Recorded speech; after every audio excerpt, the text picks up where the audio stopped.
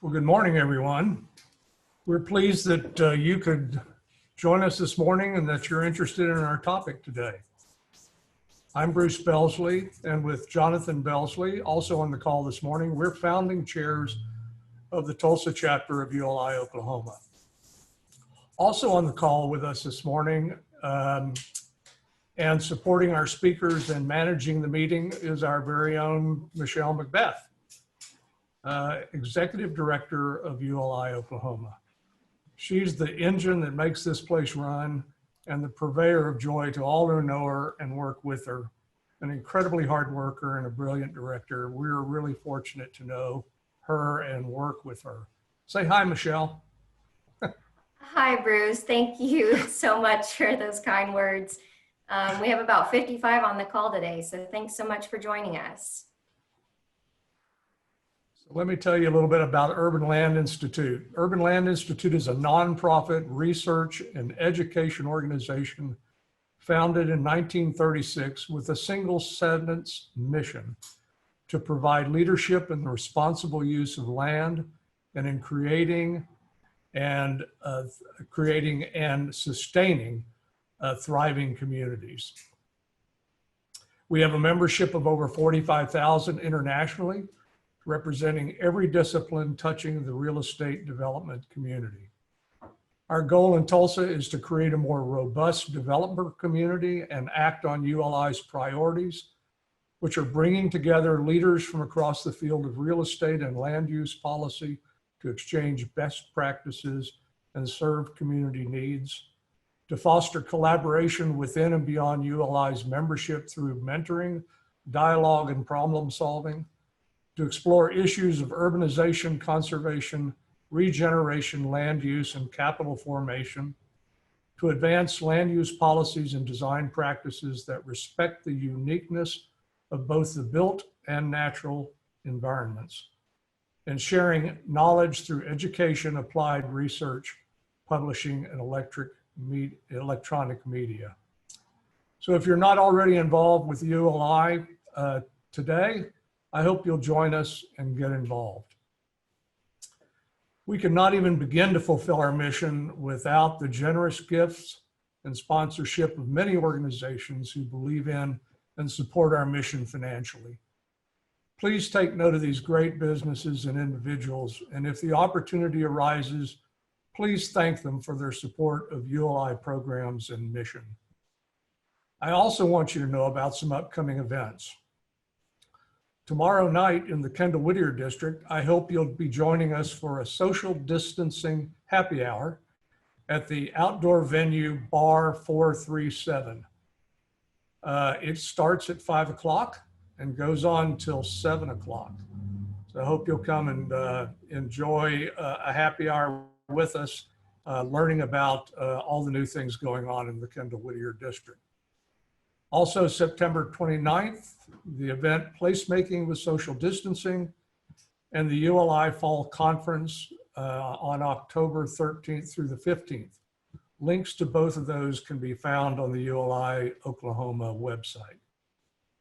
And also watch for notices from the following Tulsa events: the tour of Sapulpa's Main Street, a Zoom meeting on mass timber construction, and also a Zoom meeting on low impact development. During the program, if you have questions, please type them in the chat box. We'll be monitoring your comments and questions, and we'll ask them at the appropriate times. We'll do our very best to get everyone's questions answered. So now it's time for me to step back and introduce our moderator for today.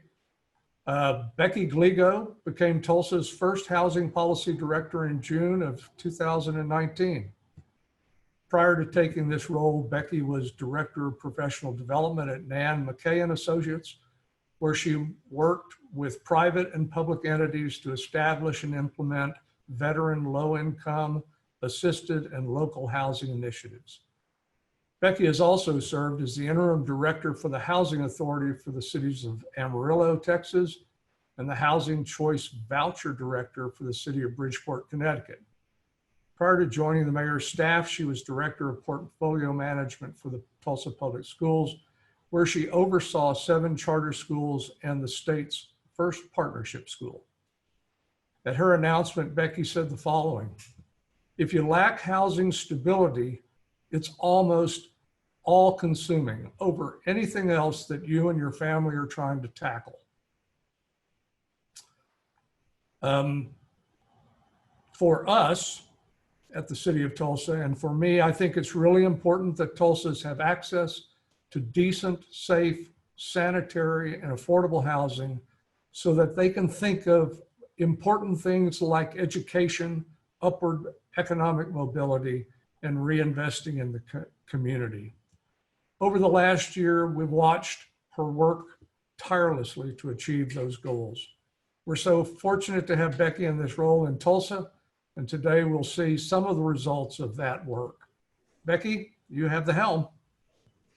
Thank you so much, Bruce, and so happy to be here with you all today. I am super pleased to introduce Diane Yentel today. She is the president and CEO of the National Low Income Housing Coalition, which is a membership organization dedicated solely to achieving socially just public policy that ensures people with the lowest incomes in the United States have affordable and decent homes. I have watched Diane at multiple conferences since I started my career in affordable housing 12 years ago. So this is a bit of a fangirl moment for me.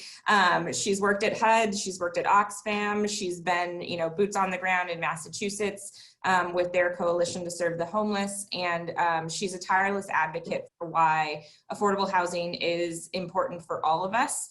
And so I'm just thrilled that before the latter half of the meeting, where we sort of unpack tools that developers have available to them in Tulsa to develop quality affordable housing, that Diane is going to share with us, why it's so important and why to thrive as a city and a state, we need to have affordable housing for all of our neighbors. So thank you, Diane, for being here today.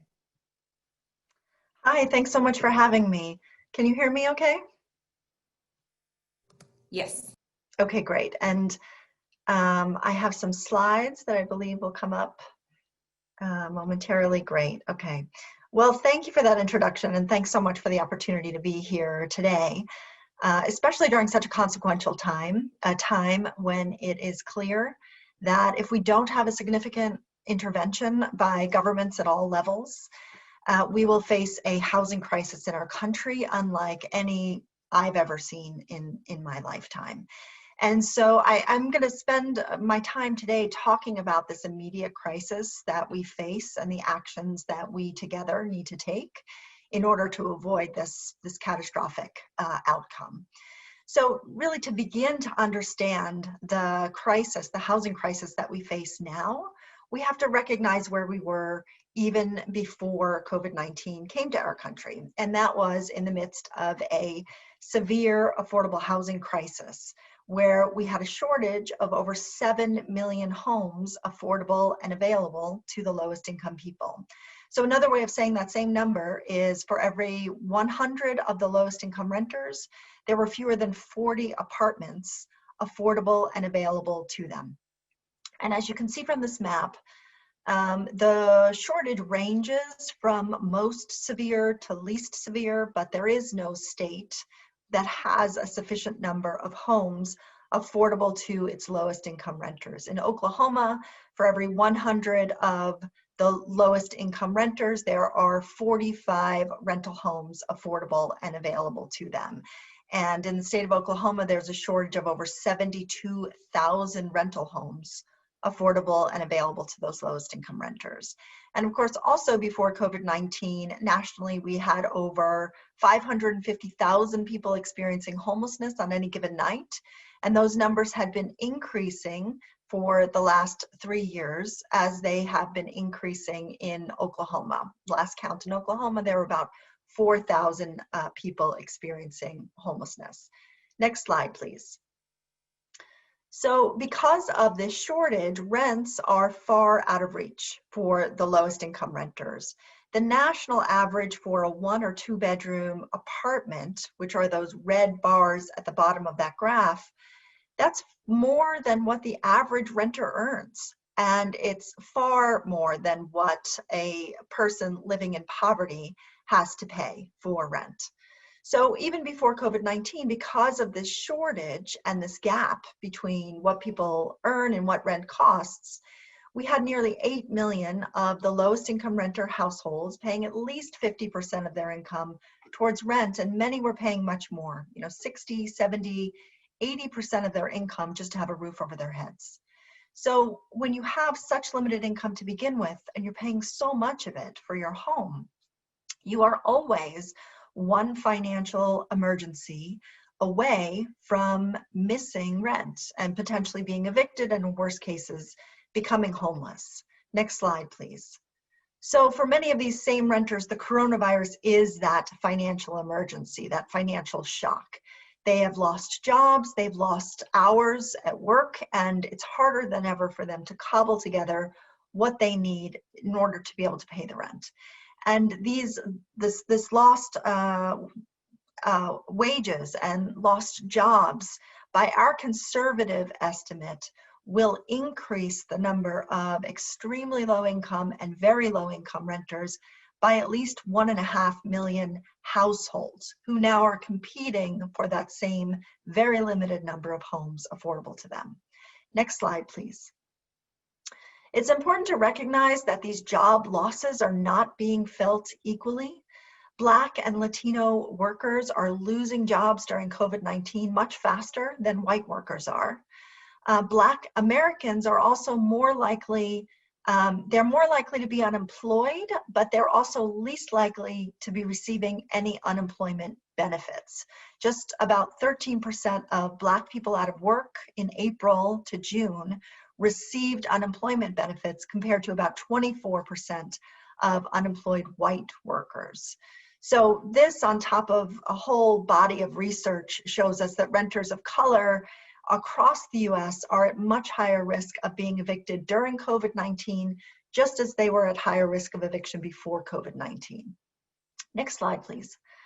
So if we had a system in our country to catch people when they fall off of a financial cliff related to any disaster, and especially one like COVID-19, we could better weather these challenges. But unfortunately, we don't have such a system in our country. Instead, we have a system where only 1 in every 4 households who is eligible for and needs housing assistance receives any. So about 75% of households in our country who need housing assistance and are eligible don't receive any. They are the folks who stand in line waiting to add their names to years or sometimes decades-long waiting lists, hoping to win what is essentially a housing lottery in our system, in our country, where only the lucky 25% get the help that they need. So because of this, because we have these gaping holes in our social safety net and in our housing system, we face these tremendously challenging scenarios today. Like, what happens when people sleeping in encampments without access to hot water or soap face a pandemic? Or what happens when millions of people are on the cusp of losing their homes, when our collective health depends on our ability to stay home? So if nothing else, this pandemic really drives home the truth that housing is healthcare. And we recognize that we cannot truly contain this pandemic as long as hundreds of thousands of people remain unhoused and unsheltered, and especially if we allow tens of millions more people to lose their homes. Next slide, please. So the current crises really show us what systemic racism looks like. And these current crises have heightened the threat of eviction for Black and Latino renters, but these risks are not new, right? Decades of structural racism in housing policies, from redlining to blockbusting, restrictive covenants to restrictive zoning, has purposefully put homeownership out of reach for many Black American families. That's created this yawning wealth gap in our country that exists today, where the average white family holds 12 times the wealth as the average Black family. This creates tremendous racial disparities in housing and homelessness. So structural racism leaves Black and Latino people disproportionately likely to be renters, disproportionately likely to be rent burdened, disproportionately likely to be extremely low income, and disproportionately likely to be homeless. For years in Oklahoma City, the rate of Black residents there's been a disproportionate rate of Black residents experiencing homelessness. In Oklahoma City, about 26% of people experiencing homelessness are Black, but Black people make up only about 15% of the population. So these inequities compound the harm done by COVID-19. Black and Native Americans are bearing the brunt of infections and fatalities. Black and Latino workers are bearing the brunt of these historic job losses. And now their homes, and with it, their ability to stay safe and healthy, are at risk. So I think these facts really both heighten the urgency for action to prevent this wave of evictions that will be predominantly Black and brown renters. It also makes clear our obligation to center racial equity in the solutions, to use the tens of billions of dollars that are flowing into communities across the country to ensure not only that we don't reinforce or worsen racial inequities, but that we use these funds to work to undo them and to alleviate some of the inequities. Next slide, please. So the solutions to all of this are pretty simple, even if they're not easy, right? We have to protect and house people who are experiencing homelessness. We have to prevent more people from becoming homeless, and we have to center racial equity in our response to the housing needs created by the COVID-19 pandemic. Next slide, please. So the CARES Act, enacted in March, was a good start. It provided more than $12 billion in funding for HUD programs and $150 billion in coronavirus relief fund. And it created a limited federal eviction moratorium that protected about 30% of renters in certain properties across the country. Next slide, please. But now the CARES Act protections and most of its resources have expired. So the CARES Act federal eviction moratorium expired at the end of July, and most governors across the country have allowed temporary state and local eviction moratoriums to expire. The Oklahoma governor never issued a statewide eviction moratorium, but the state Supreme Court paused most evictions through May 15th. And according to an Oklahoma court tracker, more than 2,000 evictions were filed across the state during that time, between March and May 15th. And even before the pandemic, Tulsa rated number 11 and Oklahoma City rated number 20 in a ranking of the top 100 US cities for evictions. So before the COVID-19 outbreak, Oklahoma County was on track to have about 14,000 eviction cases this year. And now the Legal Aid Services of Oklahoma estimates there could be as many as 130,000 people at risk of losing their homes from eviction if Congress doesn't provide additional resources and protection for those renters. So many cities and states have put the CARES Act funds to good use, creating some emergency rental assistance programs. We're tracking all of them around the country. There's about 350 of them at last count, including Oklahoma State's eviction prevention program and 3 other state and local programs in Oklahoma.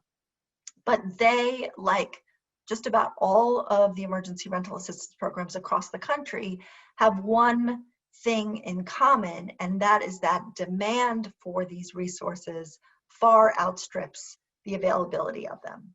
Next slide, please. So we need much more action from policymakers at all levels.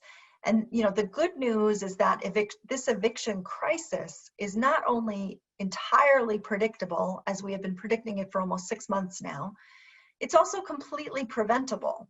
But the bad news is that preventing it actually requires Congress and the White House to agree on how to do so. But the solutions here too are pretty simple, even if they're not easy. We need a national uniform moratorium on evictions for non-payment of rent for the duration of the pandemic. The very least the federal government ought to do, really governments at all levels ought to do in the middle of a pandemic, is assure each of us that we're not going to lose our homes in the middle of it. But eviction moratoriums on their own aren't enough.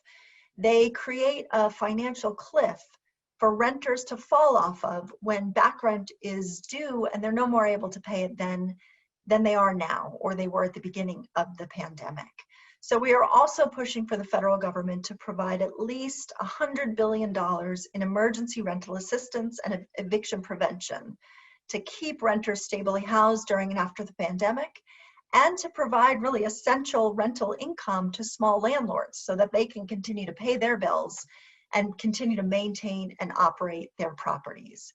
And we need at least $11.5 billion to homeless shelter and service providers to keep people experiencing homelessness safe, healthy, and to get them housed as quickly as possible. So together, these protections would stem the tide of evictions. They were all included in the HEROES Act that passed in the House back in May, 4 months ago. But unfortunately, negotiations with the Senate and the White House fell apart, and the next steps and actions are, excuse me, are very unclear. Next slide, please. So thankfully, in the meantime, the CDC implemented a national eviction moratorium. This was very badly needed to prevent what we were already seeing as a wave of evictions across the country.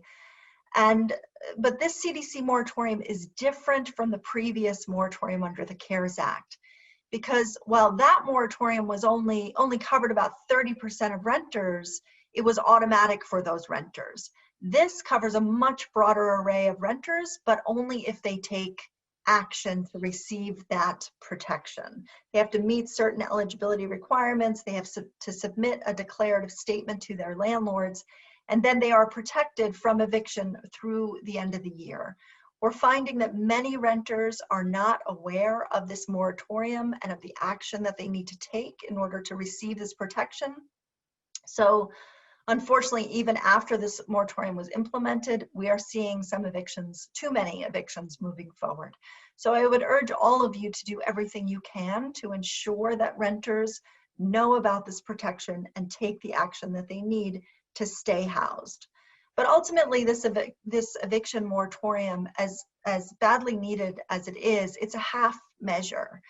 It doesn't actually prevent evictions. It merely postpones them until the end of December when this moratorium expires, because even during the moratorium, rent is still due and late fees and other penalties can be attached to that rent. And we are talking about saddling low-income renters with more debt than they can possibly pay off. So if policymakers don't act, we will see a tremendous wave of evictions. And now we'll be in the middle of winter when COVID-19 is expected to be even worse. So we really have to do everything we can to prevent that from happening. Next slide, please. So the stakes could not be higher right now. It's very clear that without significant intervention, there will be a wave of evictions and a spike in homelessness across the country. And in fact, in many ways, that wave has already begun, and we need to act to prevent it from becoming a tsunami on January 1st, when we will be out of time. When our collective health depends on our ability to stay in our homes, we all have a stake in ensuring that tens of millions of people don't lose theirs. So ensuring that everyone is stably housed during and after the pandemic, it's not only a moral imperative, it is a public health emergency necessity. Next slide, please. So I just want to end with an image that I think about often, because it says so much about how we respond to homelessness and housing poverty in our country and the work that we have to do, right? This picture is from Las Vegas in probably like mid-April. There was a local homeless shelter that had to close its doors after an employee became infected with COVID-19. And in response, the city moved all of the people that had been sleeping in that shelter onto these open air concrete slabs, carefully placed 6 feet apart. And this is in Las Vegas, so they are literally sleeping in the shadow of dozens of empty hotel buildings. So I think about this often, and I share it with all of you because it encapsulates so many things about our country's ongoing failure to respond in any meaningful way to homelessness, about the cruel and sometimes dehumanizing ways that some communities treat people experiencing homelessness, and about the work that we have to do towards long-term solutions. Because to end where I started, the immediate housing crisis we are working to prevent sits on top of a long-standing and pervasive shortage of affordable homes for the lowest income people. You know, we had an affordable housing crisis in our country before COVID-19, and we will have it after COVID-19. Unless we are willing as a country to make the kind of sustained and significant investments needed in long-term solutions, then we will face this eviction crisis again during the next pandemic or the next wave of this pandemic, during the next natural disaster, or even during the next year, because we still will not have solved for the underlying shortage of homes affordable to the lowest income people. And there too, the long-term solutions are also pretty simple, even if they're not easy. We need significant and sustained funding to build apartments affordable to the lowest income people through the National Housing Trust Fund or deeply targeted low-income housing tax credits. We need to bridge the gap between what people earn and what rent costs through rental assistance. We need emergency cash assistance and eviction prevention. And certainly we need to preserve our country's existing public and other affordable housing stock. You know, allowing homelessness and housing poverty to exist in our country has always been a public policy choice, and we can instead choose to end it. We have the data, the solutions, and as a country, certainly we have the resources. The only thing we lack, what we have always lacked, is the political will to fund the solutions at the scale needed. And maybe this moment, when it's never been more clear that housing is healthcare, maybe this moment helps us build that political will to achieve lasting change. So I'll stop there. The next slide has my contact information if you want to put that up. I'm always happy to hear from people, and I'd be glad to answer any questions now if there are any.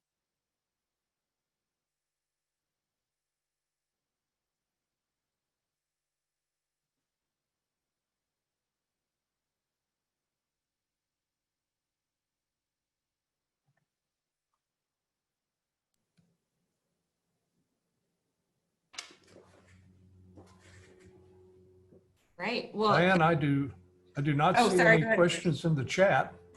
Becky, do you have some questions?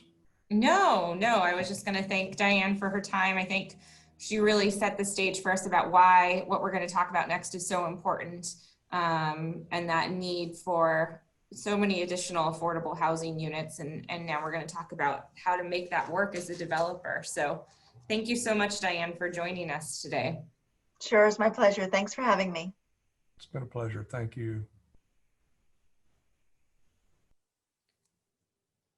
All right, so we're going to have a series of speakers for the next portion of today, just talking about there's some new and exciting programs out, or some programs that maybe have been around for a while but you weren't necessarily aware of, to help developers create the type of affordable housing that Diane just described, but in a way that still makes sense financially for those developers and can contribute to our thriving Tulsa. And so right now, our first speaker is going to be Kian and Brian Kurtz, who are going to talk about the Downtown Revolving Loan Funds. All right, thank you, Becky. Can you see, I always get confused. Which version of my slides can you see? Can you see the multi-view or just the single slide? We're on multi-view right now, if you'll go to full Okay. screen. Let's see if I can do that. There we go. Does that, okay, there we go. All right, so I'm actually going to kick it over to Brian Kurtz, who's going to start with an overview of the downtown housing study, which was really the basis for our policy recommendations for how to redeploy our loan funds.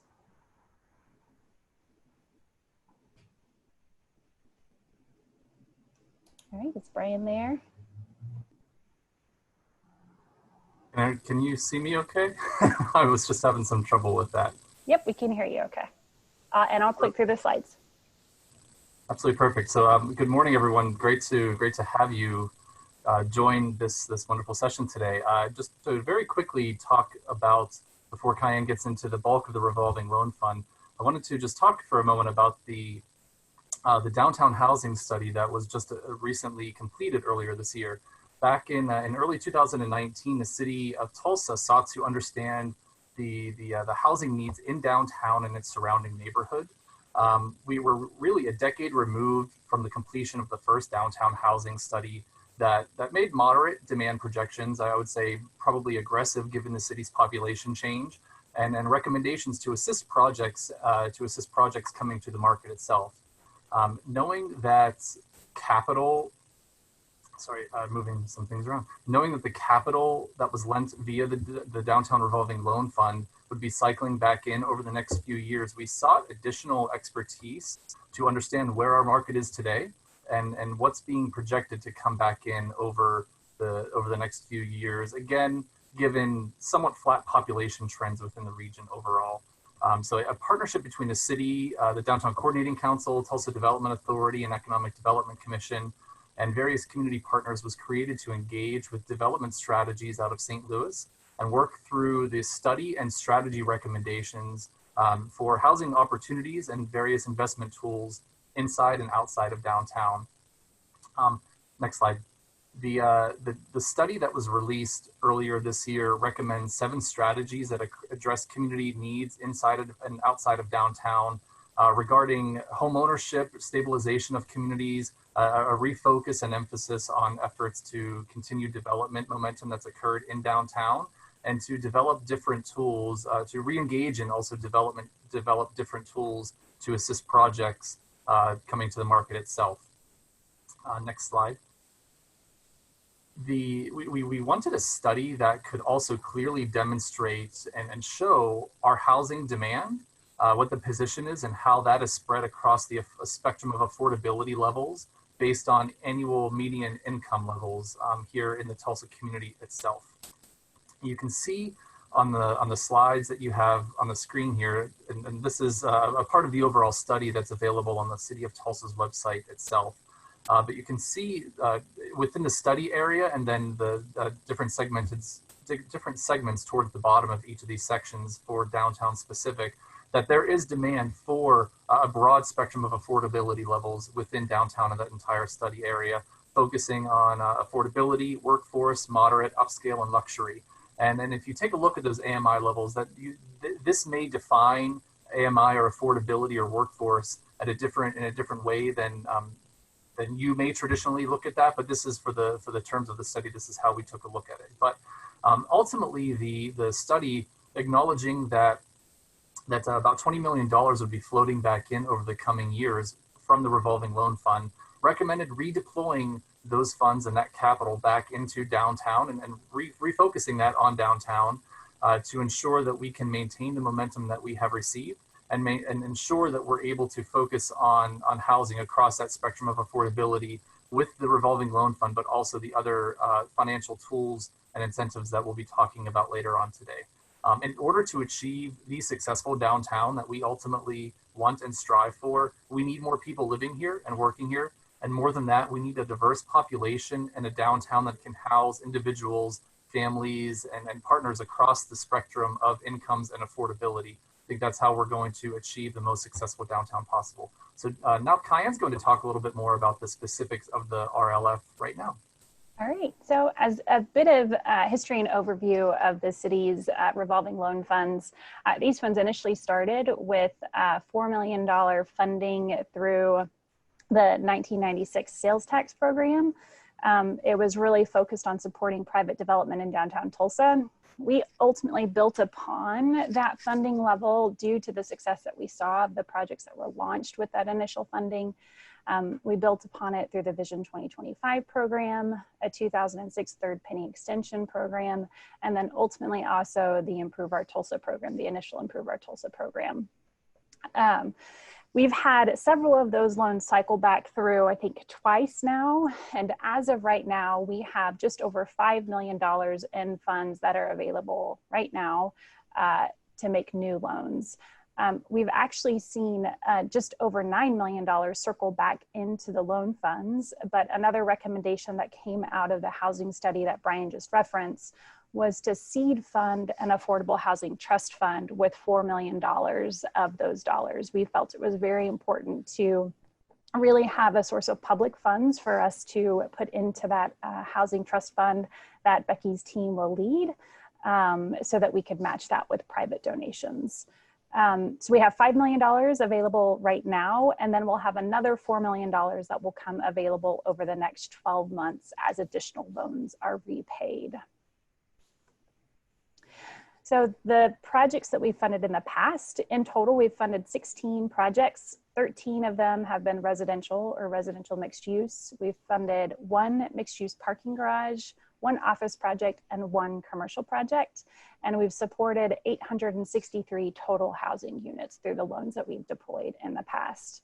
I put together this table. This, you can see the actual projects that were funded in the past and the units in each of them, the amount that they received.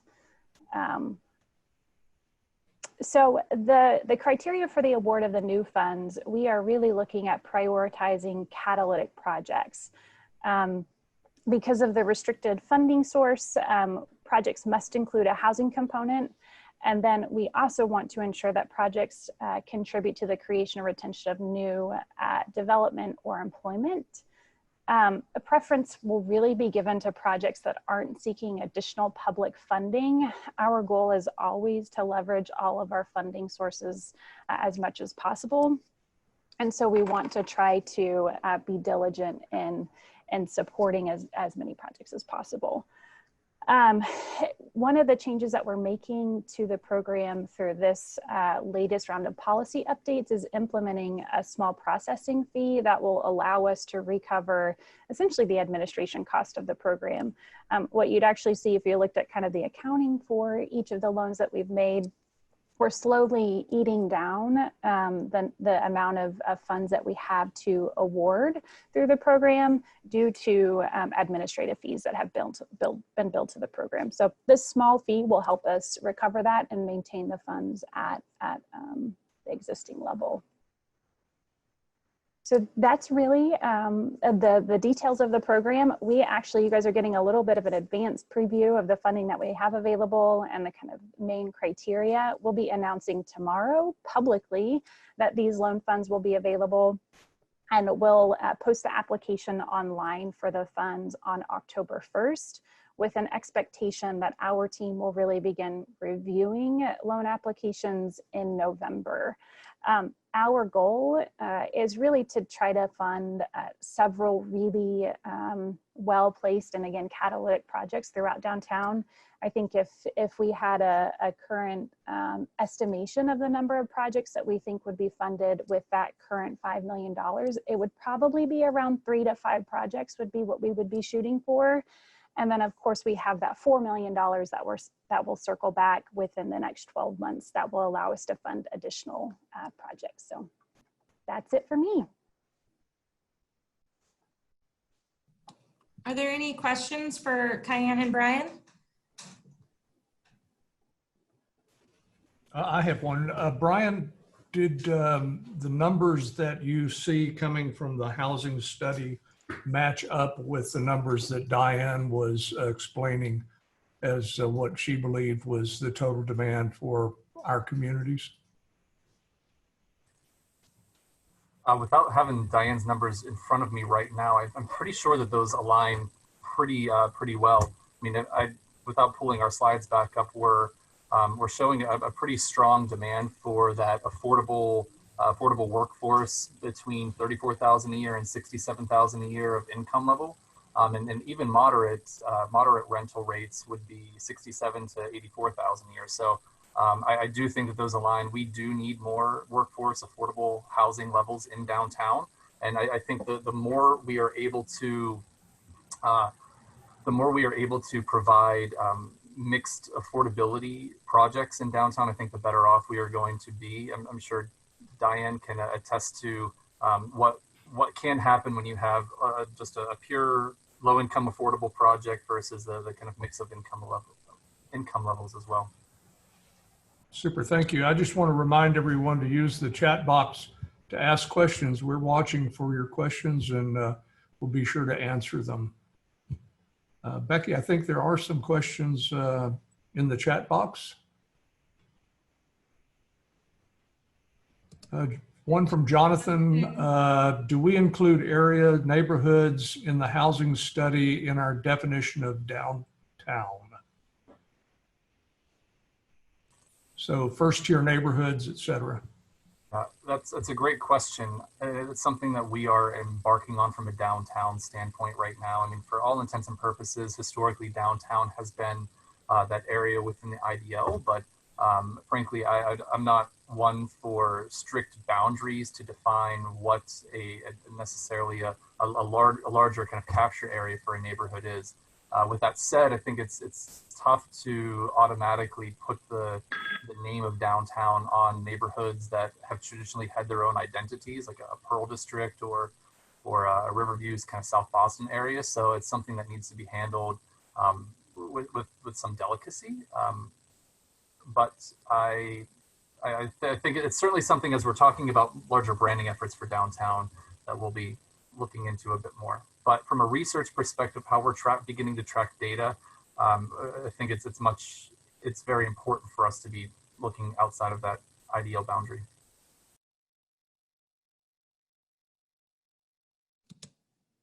Okay, and then Greg Shin, Greg, I think you're asking about the Housing Trust Fund, correct? Not the Revolving Loan Fund?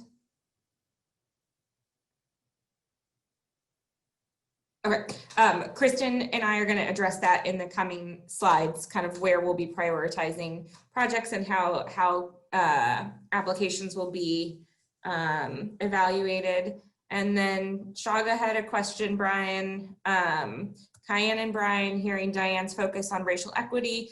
I know many of your updates to incentives included focus on equity. How are we ensuring that focus in housing downtown? Oh man, Kian left me for a city council meeting and has to do that. I'll be honest with you, I'm not sure how to specifically answer that one. I know that the focus of equity, racial and otherwise, is critical and important to all of the housing policy that we have, to all of the financial policies that we have moving forward. It's going to, yeah, I'll be honest with you, I don't know how to answer that. So maybe that's a good question that we can come back to once we're talking about TIF as well. Okay, so there's a couple more questions in the chat, but in the interest of time, I'm going to ask if Brian can just answer those in the chat.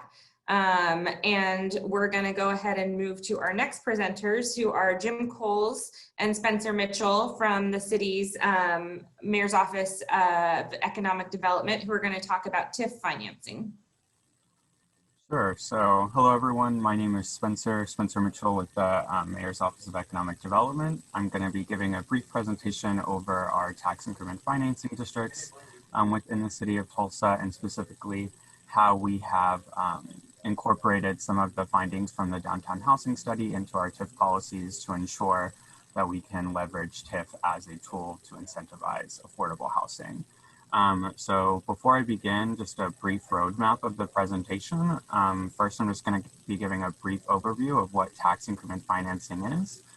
Second, I'll give another brief overview of really the city's current tax increment financing districts, where they're located, how they've been used over the past couple or 3 years since they've been adopted, and then finally kind of go into the specifics about how we incorporated the findings from the downtown housing study into the TIF policies. So with that, next slide, please. So I'm sure most people are familiar with TIF who are on this call. I know I see a couple of names that are probably more familiar with TIF than I am. But essentially, tax increment financing is a tool authorized by state statute that allows cities or other municipalities to capture increased tax revenue generated by investment within a predetermined area. And so when those tax revenues are captured, we refer to them as increment. And that increment can be used for a number of things, but most kind of importantly, or to generally summarize what it can be used for, there are two buckets. The first of which is kind of public improvements, so things that the municipality builds and owns, like, you know, streetscaping, roads, sidewalks, things of that nature. And then the second, and what we're going to be talking about today, is development assistance. So essentially, kind of, if you think about it, it's almost like a rebate of a portion of taxes paid on a property through development assistance. Kind of the easiest way to summarize tax increment financing, at least within Tulsa, is within a TIF district, for every $1,000 that is invested within an area, or for every $1,000 of new taxable value within a TIF district, the city collects about $15 in new tax revenue that is considered increment. So that kind of gives you a sense of what we're talking about when we talk about increment. So next slide, please. So the city of Tulsa currently manages, or has currently authorized 11 TIFs that our office is directly involved with. So 9 of those TIF districts are within our downtown, is part of the Downtown Area Economic Development Project Plan. And then 2 of them are located within, right along the intersection of 11th and Lewis within Tulsa. The city of Tulsa has tasked the Tulsa Industrial Authority as kind of the administrative body of our tax increment financing districts. And then over the past, 3 or 4 years, we've really kind of used tax increment financing to incentivize public improvements within, the project areas where the TIF districts are located. Residential multifamily development, and then office development and redevelopment projects. I will note that there are some other TIFs located within Tulsa, specifically at the Tulsa International Airport, but those are not managed by our office, so I won't be talking about those today. Next slide, please. So just to give you a little bit of sense of how we've leveraged the TIF over the past 4 years, I wanted to include a couple of hard numbers for you all. And specifically in regards to residential development. So the downtown TIF has incentivized 65 units that have been completed. These are part of the Adams redevelopment project. And then another 190 units as part of the View, which is a residential development project in the Arts District. And then finally, about 251 upcoming units within our TIF districts right now. And so in total, over the past 4 years, we're close to around 500 units that we've helped incentivize throughout Tulsa. And then finally, we have in the past 3 years incorporated affordability into our incentive agreements with residential projects, but it wasn't until the downtown housing study was completed that we really started thinking through how we could incorporate those findings from the downtown housing study to really make this tool an effective tool when it comes to incentivizing residential or affordable housing within downtown and our TIF district areas. Next slide, please. So I know that you all have seen these numbers from the past previous presentation that Kian and Brian gave, but I wanted to highlight them more because they're really integral to the really integral to our downtown TIF policies. So essentially we used the same kind of demand analysis that was done as part of the downtown housing study and incorporated it into our downtown TIF policies. And we're planning on using this as kind of a benchmarking tool to evaluate not only the success of the downtown TIFs, but also the downtown development redevelopment fund, and then just generally, demand for housing within downtown Tulsa. So this table kind of will give you an idea of which projects we have identified as being available or being eligible for development assistance. And so we understand from the downtown housing study that there is a large demand for those units that are considered affordable or workforce or even moderate housing. And so we've made kind of the, very explicit decision to say that these projects that incorporate multifamily units with rental rates that fall between this affordable and moderate spectrum will be eligible for development assistance. And this is really so we can help cover or subsidize the actual delivery of affordable units. And then finally, we recognize that there actually is a demand for, those upscale and luxury units within downtown Tulsa, and we still wanted to find a way to support those through the downtown TIF. And so we really kind of made the explicit decision that although we will not be providing direct development assistance to those projects, but we would incentivize the public realm improvements associated with those. So things like streetscaping or public art or any other kind of associated public realm improvements. Next slide, please.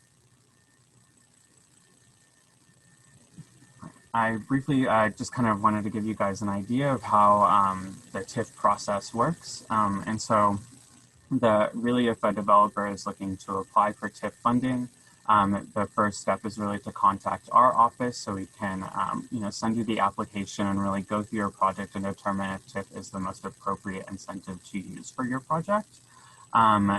I encourage those who are interested in applying for the program to visit the Mayor's Office of Economic Development section of the City of Tulsa's website, where you'll find a number of things.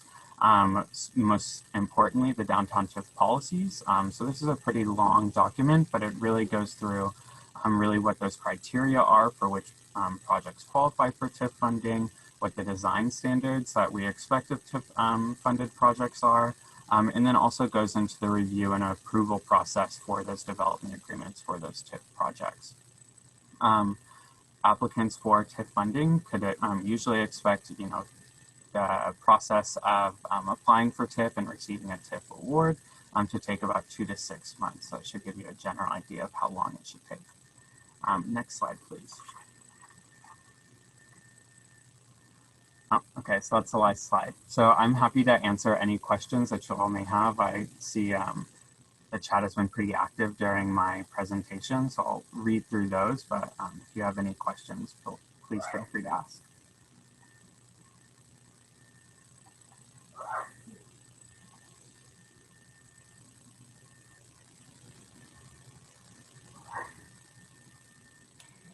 I actually see a hand that's raised from Berlinda Radney. So I'm going to unmute her real quick, or him or her.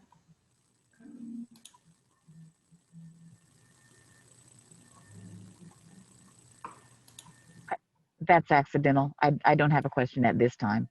Okay, thank you.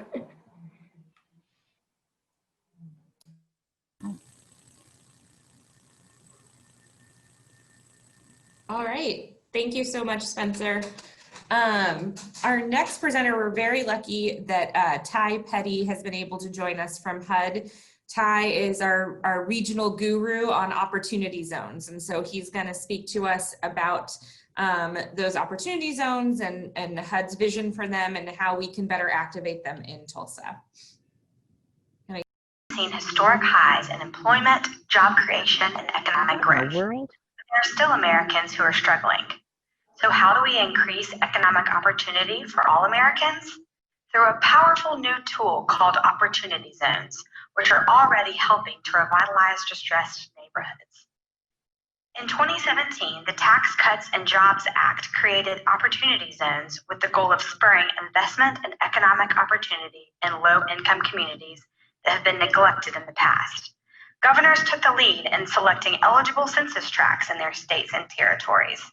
This collaboration led to the establishment of 8,764 opportunity zones across the country. So how exactly do opportunity zones work?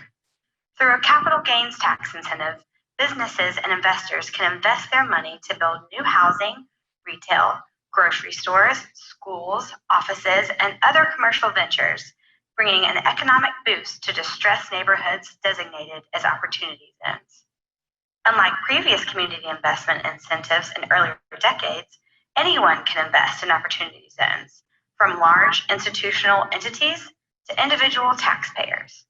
Opportunity zones are also designed to serve local communities for the long term. Only investors who commit capital for 5, 7, and 10 years receive the tax-saving rewards.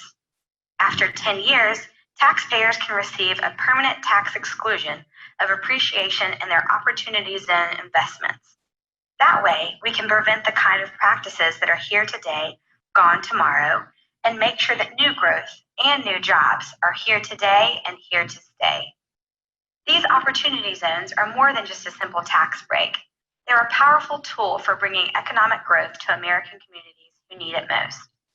Few initiatives in modern history have the power to improve so many lives as opportunity zones, which are now home to nearly 35 million Americans, including 2.4 million HUD-assisted individuals in all 50 states, Washington, D.C., and 5 U.S. territories.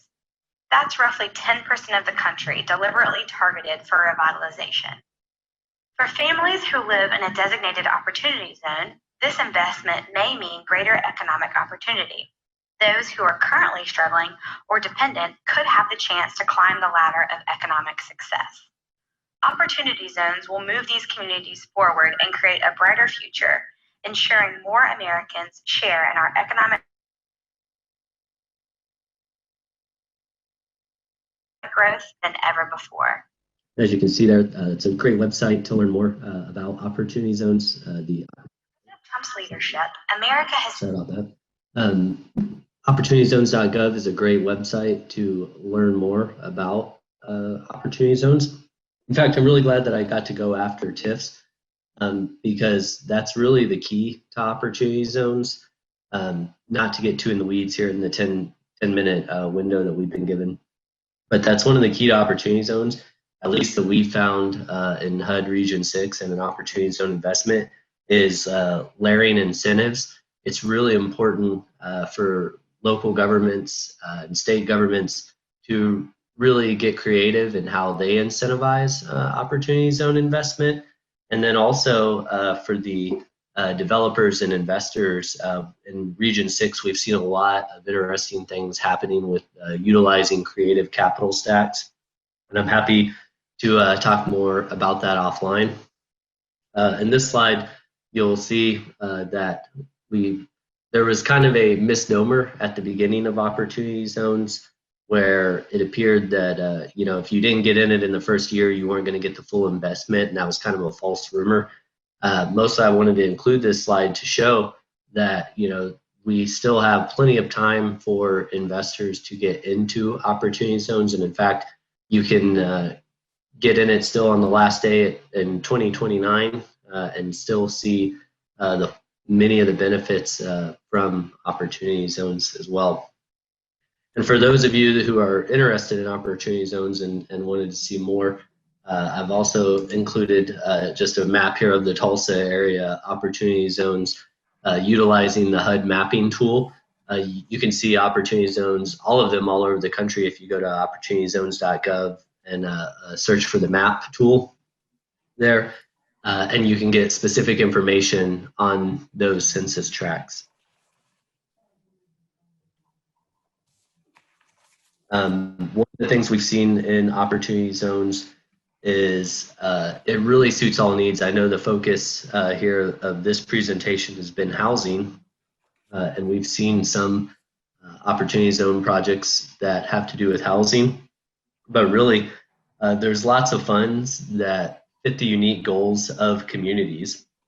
And that's why it's really important to continue the work like you all are doing here today, where you're engaging on the local level with investors and local leaders to really understand what are the unique needs of the communities that have these opportunity zones and how the opportunity zones can be leveraged to benefit those communities best. If you have a neighborhood in Tulsa that's in an opportunity zone that really has a need for housing, it's such a malleable tool where developers and the city can come together and figure out how to incentivize that kind of growth, versus another neighborhood who really may need some mixed use development, or maybe you've already got an area that has a new development, but you're struggling to find tenants for that development because there's the need for capital. Opportunity zone funds are flexible enough where they can support all the different kinds of asset classes that you would need for investment. And so really the only challenge is sorting through the funds and finding what sort of funds that are out there that could help that specific goal. But also one of the things I think where Region 6 for HUD, which for those of you that don't know is Texas and all the states that border it, such as Oklahoma, Arkansas, Louisiana, New Mexico. One of our strengths here in the region is we're seeing a lot of local funds pop up, where usually you've seen a local leader who's gone to either businesses or high net worth individuals that have a lot of capital gains exposure and convince them to create a fund to benefit that community and to reinvest in the community. And we're starting to see more and more of that pop up. And I think that's really exciting, because who better to invest in the community than those who are from there, live there, and have a vested interest in their neighbors and in the community around them.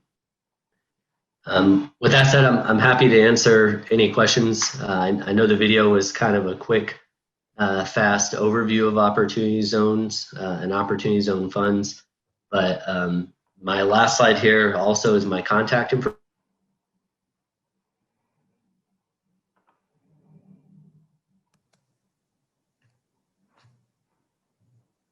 All right, Ty, I'm not sure. It sounds like maybe we lost your audio, but we have a question in the chat. Are you seeing a sort of floor for project size using the opportunity zone funds? I'm not sure why it muted again. Let's see. Am I seeing a floor in opportunity zone projects? We have it in Region 6. Again, it goes back a lot to those local funds. We've seen some small investments, and really I think that's kind of one of the unique things about our region, is that we're smaller than a lot of the projects that make the news. Initially in the early days of opportunity zone funds, you know, the big news was these $100 million investments in the major coastal capital markets like New York and Los Angeles and Seattle, Washington, D.C. But, you know, for us, we don't have those kind of projects. And for many of the communities in Region 6 here, you know, a project of $3 to $5 million would be a game changer. So, you know, we're starting to see more and more funds come into the space that are interested in playing in that size of market. And Josh asked if you could clarify what you mean by small investments. I'm not sure if Josh means small investors or investments. Really, it would depend on how you create your capital stack. For example, in the community in Louisiana, they were revitalizing a old federal courthouse that a developer had purchased, and they had the project where you know, it was acceptable to the city and it was going to be a good project. But they realized with a couple more $1 million, they could really take it over the top and make it, you know, just an amazing project. So they went out after the fact and secured opportunity zone funds to, you know, just a couple $1 million to take that project and really put it over the top. So again, it really just depends on how creative a developer is with utilizing their capital stack.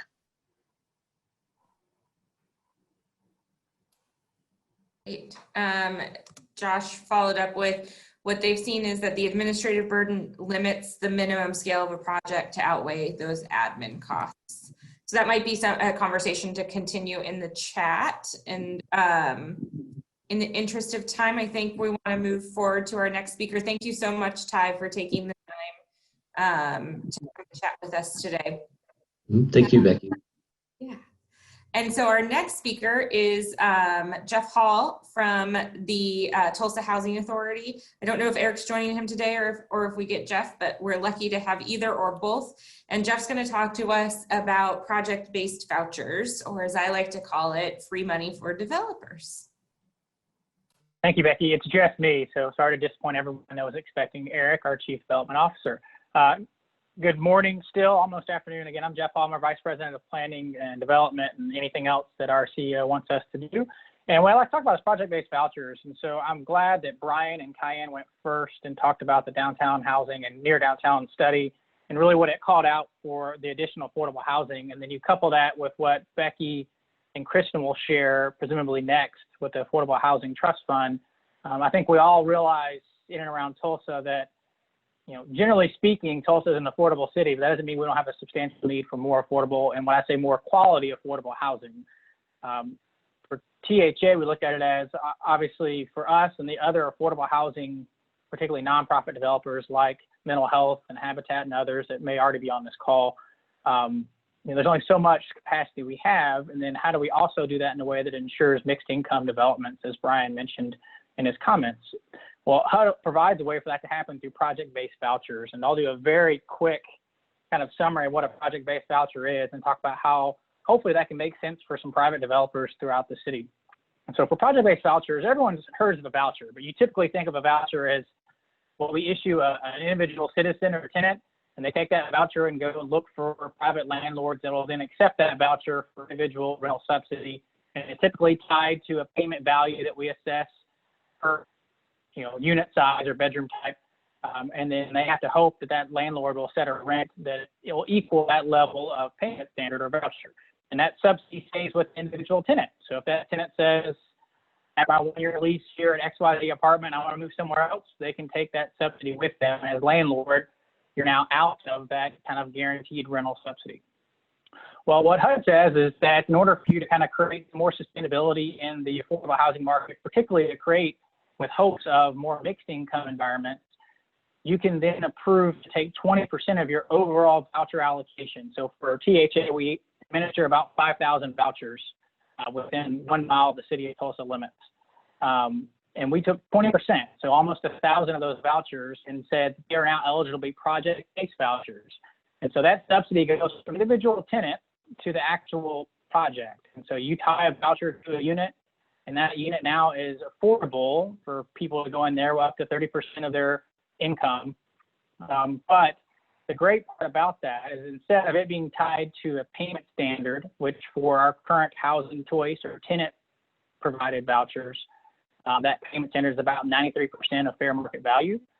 For project-based vouchers, you're able to, as a landlord, to, again, tie it to a property, but then go up to 110% of fair market value based on our rent reasonableness test of where you are and the type of unit and the amenities you provide, and then secure that rent amount for up to 15 years of a contract. And so as a developer, think about this for a new construction scenario.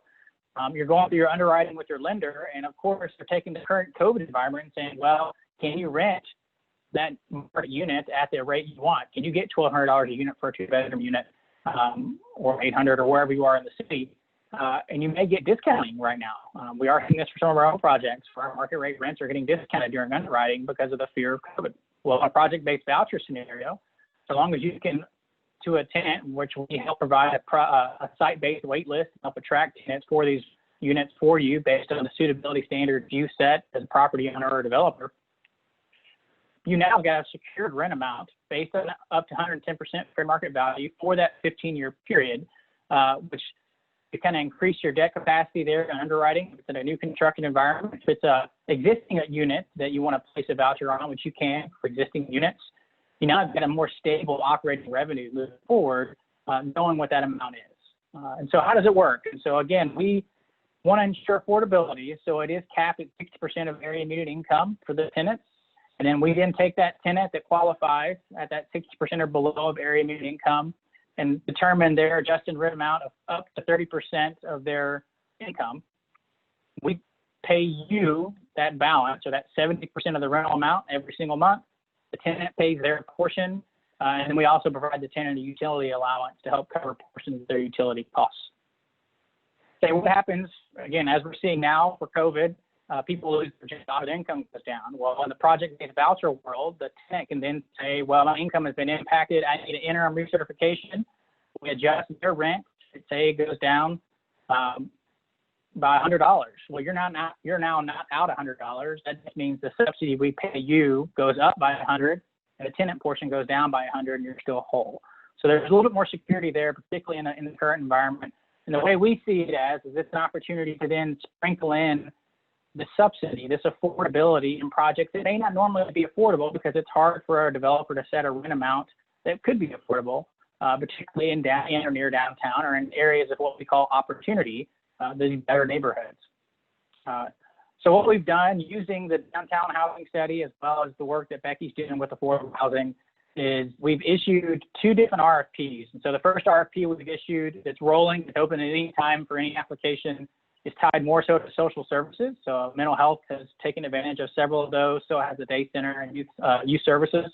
And then we have a separate one that's been more towards workforce housing and private developers. You submit your application, which is really, what is your project? Is it existing construction? Is it new construction? If it's new construction, what's that performance, what's that deal structure look like so we can underwrite it to make sure it's sustainable. We put that through our underwriting process, and then we get our board to approve it, and we work with you to then set up that leasing process. Of our, again, almost 1,000 project-based vouchers, we've only issued about 100. So we have capacity to bring on any projects you have and want to do that. Projects that are coming up in or near downtown that align with the boundaries of Brian's study, we have preference points. And so if we're getting multiple applications and can't issue all the vouchers, those within those boundaries are being preferenced, knowing the amount of affordability needed in those areas. But again, it's open anywhere in the city of Tulsa and within 1 mile of city limits. So any project can solicit project-based vouchers within those areas. I don't think my information is here, but I'll put it in the chat box. I am the point person for all applications, so I'll work with you and your team to go through that, answer any questions you have, and hopefully get you across the finish line. It is our hope from our board and our executive director to be able to have all of these allocated at some point so we can really point the quality mixed income environments across the city and not areas of concentration of low income. So super quick, I think we may have some questions here. I have one here that'll go out. Sorry, I'm on my cell phone, so if it's garbled, I apologize.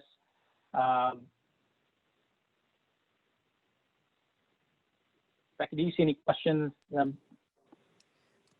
I don't see any, but does anybody have any now?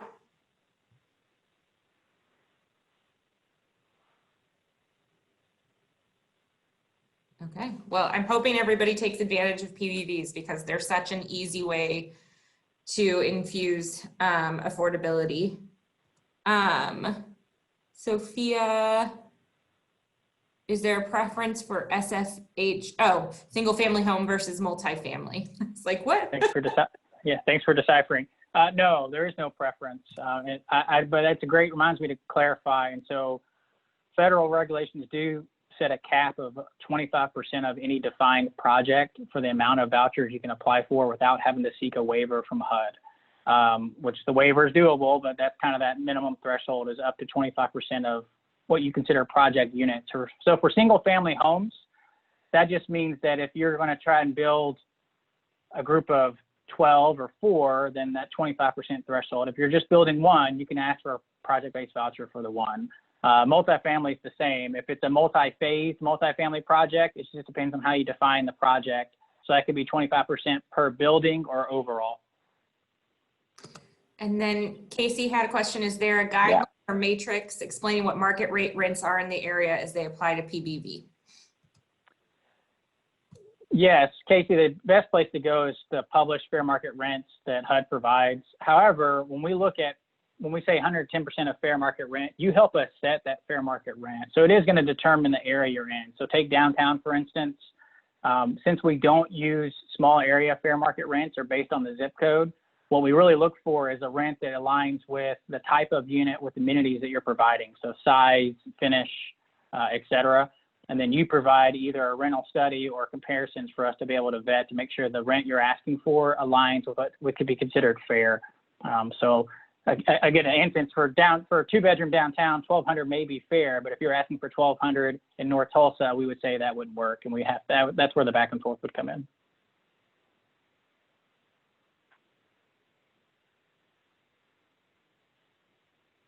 I'm muted. And then Greg shared, we have incorporated PBVs at 4 locations. This is for the Mental Health Association, and intend to expand this. It's a great way to ensure affordability. I second Greg's comments. This is such a low lift for, I think, really high impact, and really helps bridge that gap for developers. Casey said, would the recent downtown housing study serve as a rent study for this program? It probably could for the next little bit. At some point, that may get dated for the rents they're showing, but it could. Presumably, especially if it's a new construction project, Casey, you're going to have to do a market study anyway. We would probably look at that first. But if it's an existing project, that could be a basis. Great. Any other questions for Jeff? All right. Thanks, Jeff. Oh, there's a big one. Oh my gosh. Brian's talking to people. We're good. Okay. Okay. Thank you. Thank you all. I owed Shaga a response. Sorry, everyone. All right. And so I believe next up is myself and Kristen Mon from the city. So I'm the housing policy director for the city of Tulsa. And part of my main job is developing and implementing the citywide affordable housing strategy, which several of you on the call have been involved in creating and working through. And one of the key parts of developing that strategy was the creation of an affordable housing trust fund, which would be an entirely local fund. Kian talked about it a little bit in the presentation on the revolving loan funds, but it's an entirely local fund devoted to affordable housing and gives us flexibility we haven't had when investing federal funds in the past. And so I'm actually going to introduce you today to Kristen Mon, who's the housing coordinator, who's done an incredible job developing policy and application around the Affordable Housing Trust Fund, and is going to start to unpack for you what it looks like and how it can be used to create affordable housing. So next slide.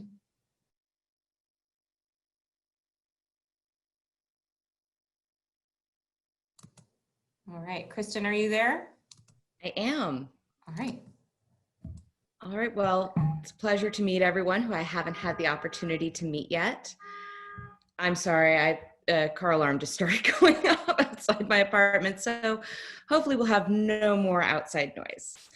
So the Affordable Housing Trust is a citywide fund that is going to be used for the production, preservation of affordable housing. So this is going to be used for loans, grants, developer incentives, landlord incentives, and rental assistance.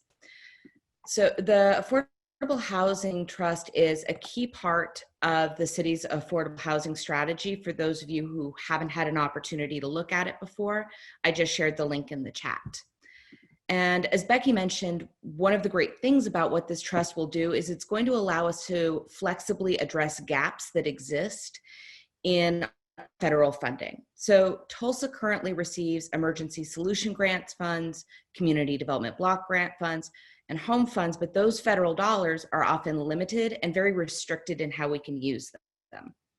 So a fund like this provides us the opportunity to address those gaps that have emerged. It will use private local funding to meet those housing needs. Currently, $10 million has already been committed towards the $20 million goal. So those funds are going to be divided between developer grants, landlord incentives, and rental assistance. 70% of the funds are going to be used specifically for developer grants. Those are going to be awarded on a sliding scale based on the percentage of affordability.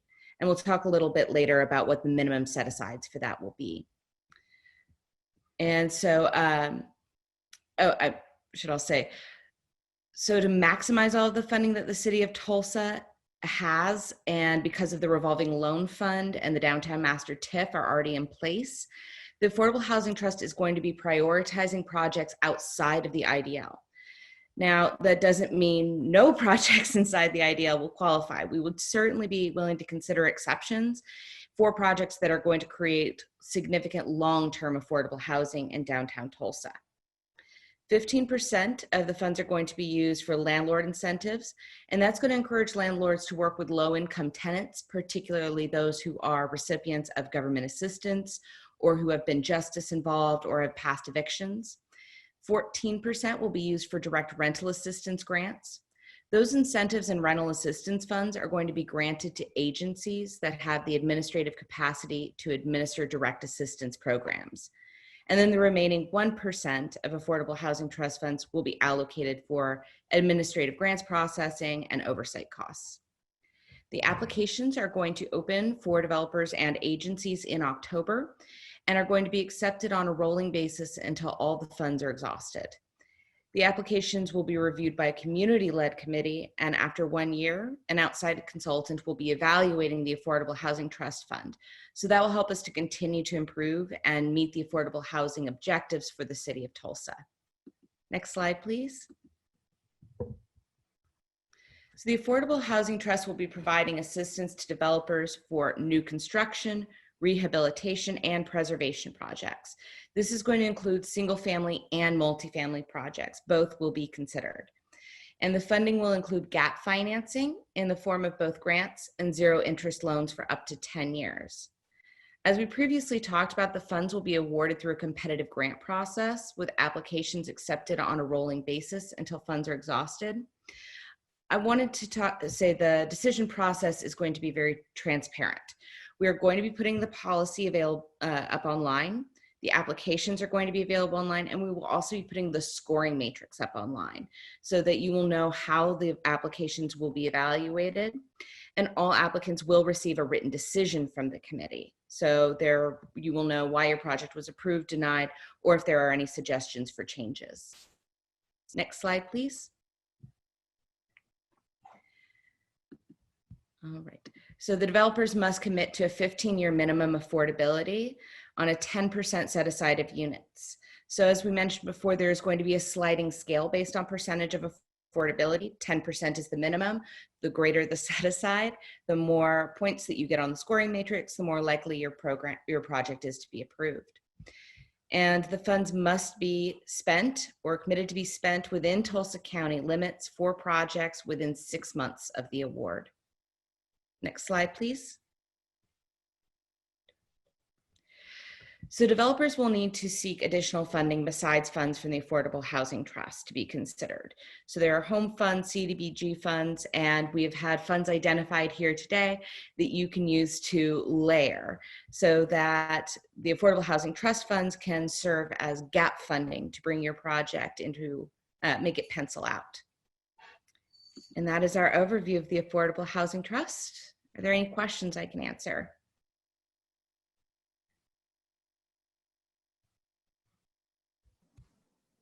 Okay, I don't see any. I believe with some of the follow-up materials that there will be a memo that's also sent out that really details the policy around the Affordable Housing Trust Fund. And then of course, you can reach out to myself or Kristen at any time as you're thinking about how this might apply to your projects. Thank you, Kristen. And I think last but not least, we have Daryl Beavers from OFA, who's going to be talking to us about affordable housing tax credit. Thank you, Becky. Wow, I'm the only thing standing between you and lunch, huh? Okay. Affordable housing tax credits, as we like to call it, it's technically called the low-income housing tax credit program. Next slide, please. This was created in 1986 by Congress as a new way to finance multifamily housing. This is for people that are at 60% or less of area median income. Congress and the government decided that government was not so good at building and managing housing, and so they wanted to somehow financially incentivize private developers to produce this housing. So they created this, what I'll call a carrot to dangle in front of developers to get them a substantial developer fee up front for taking on these projects that ordinarily they may not do. So there is this public-private partnership that was created. Essentially, the tax credits provide a 10-year reduction in tax liability for creating this housing. The state gets a certain dollar amount of tax credits. It's so many dollars per capita. There is about 3 times as much demand for the money as there is money to give out. The developers turn around and they typically cannot use these credits on their tax returns, so they sell these tax credits to investors. And this money then helps reduce the amount of mortgage that they have to have on the property, and thus they can pass along this savings in the form of lower rents for families. It's a great program. The tax credit program accounts for about 25% of all new apartment construction in the U.S. So financially, it's very powerful. Next slide. That's the 9% credits. There are also 4% credits that go with multifamily bonds. And the Internal Revenue Code says that to get those 4% tax credits, a developer has to finance at least 50% of their development with tax-exempt multifamily bonds. The beauty of the 4% credits is that it is not a competitive program like the 9% credits, and there are no maximum dollar amounts in that program. So it is a hugely interesting program for a lot of developers and is gaining momentum. Next slide, please.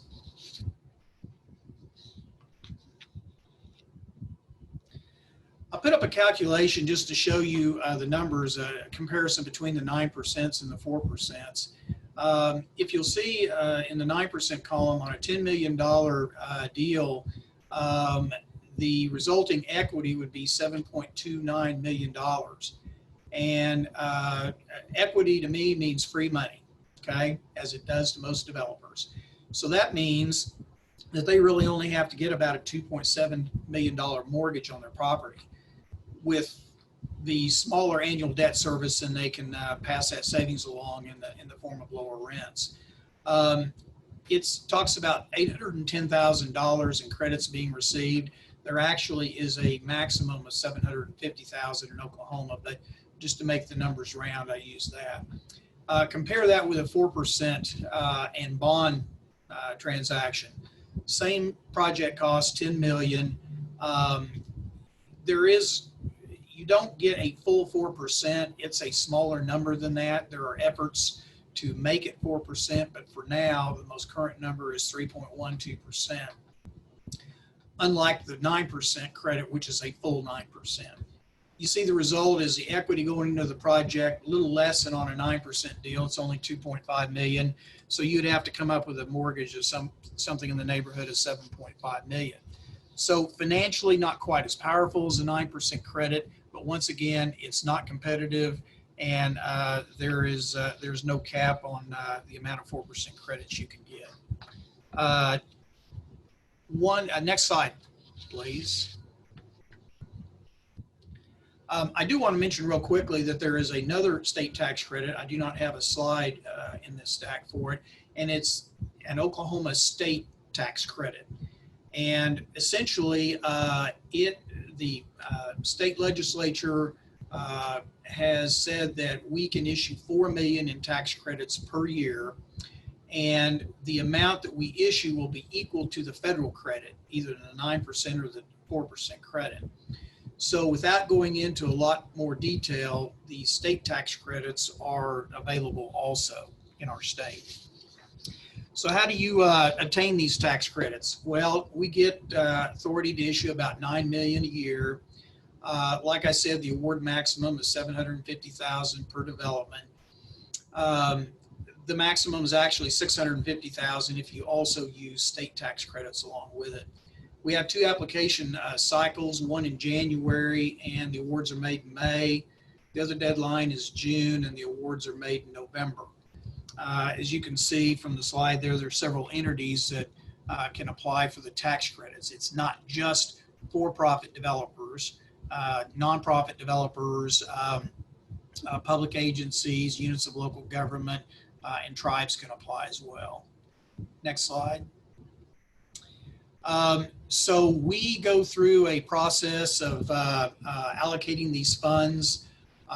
based upon several criteria. One is a series of threshold items. The next is a point system, and the developer has to have a score that is higher than his competition. And so we underwrite these much the same as a lender would. We are charged with only giving the amount of tax credits that make the property financially feasible. And we do this at 3 separate points. So there's a lot of analysis and critique that goes into looking at these applications. We're charged with getting the most bang for the taxpayer's buck. And we take that job very seriously. So we just don't want to overfund any one development. We also don't want to underfund it. Next slide. Compliance. We have a compliance department. They go out and make sure that that the residents of the apartments do not exceed the 60% of area median income levels. They make sure that the landlords are charging underneath the maximum rents that are allowable, and they look at the physical condition of the properties. We inspect all tax credit developments once every 3 years. If we find non-compliance, we are duty bound to notify the Internal Revenue Service. They can recapture the credits if they so desire. So there's a lot of eyes looking on these tax credit deals. You have us, you have the lender, you have the tax credit investor who has a lot of money at stake, and finally you have the IRS. So these properties are scrutinized probably more heavily than any other type of rental housing out there. Next slide. We have funded 39 developments that contain more than 3,900 units in the city of Tulsa through the Affordable Housing Tax Credit Program. What we have in the pipeline right now that does not show on your slide is that in the 9% credit program, we have 5 developments containing 374 units that have been awarded tax credits. And we have 3 applications with 218 units that are currently under review. In the multifamily bond and 4% credit program, we have 1 for 318 units that's been awarded, and 1 under review that contains 325 units. So that's it in a nutshell. It's a very complex program. That's just the 30,000 foot looking down view of it. And be glad to answer any kind of questions that you have.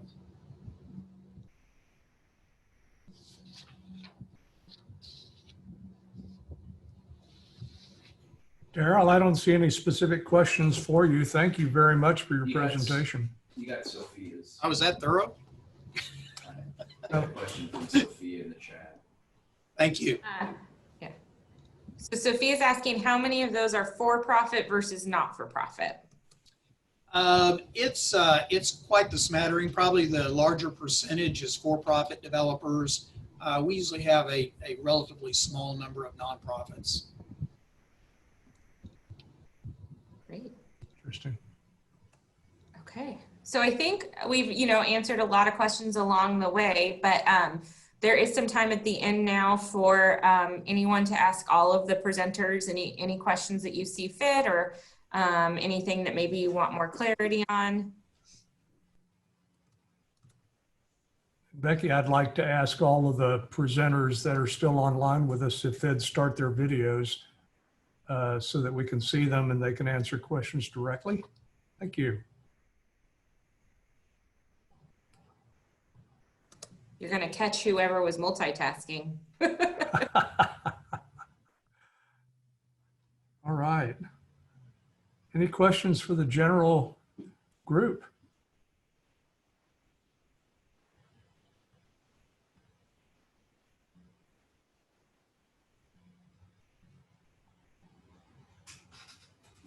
Well, I don't see any. Becky, thank you very, very much for managing and putting together this incredible group of presenters from the city, and for to all of you presenters, thank you so much for your effort, for the great slides you've presented, for the backup materials that you've sent us that we'll be distributing. We appreciate so much the work that you've done to put together a great presentation today, full of tremendous amounts of information for our viewers. I think unless there are any more questions, I want to remind everybody that we will be sending out a link to this presentation. It's being recorded. We'll also be providing to you a package of PDFs that were handouts that most, if not all, of the presenters prepared for us. That's coming out to everyone. Some of you asked about the links that were shared on the chat. We have copied those links and we'll be sending those out to you as well. Thank you to everyone who's been here on this video call. We really appreciate your interest in this topic, and we hope you'll utilize some of these tools to lessen the burden of housing for those in the city that are desperately in need of it. Thank you so much to our presenters, especially to Diane Yentel, who had to leave us early, but a very sobering presentation from her, just outlining how much work we all have to do. It's going to take all of us, and this is a great first start. Becky, any last comments? No, I just look forward to you all applying for all of these mini incentives. And I hope we've made the case today that there's no reason not to build affordable housing with all the funds that we have floating around out there. So I'm excited to see what gets added to the Tulsa housing stock. And thank you to Bruce and ULI for giving us this opportunity. It's been our pleasure.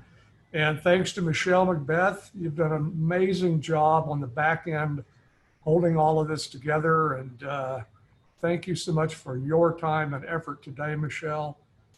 As always, great to work with you on these kinds of presentations. So I don't see any more questions in the box. I think we'll call it done. And thank you all for participating. We look forward to seeing you next time at one of our ULI presentations. Bye-bye.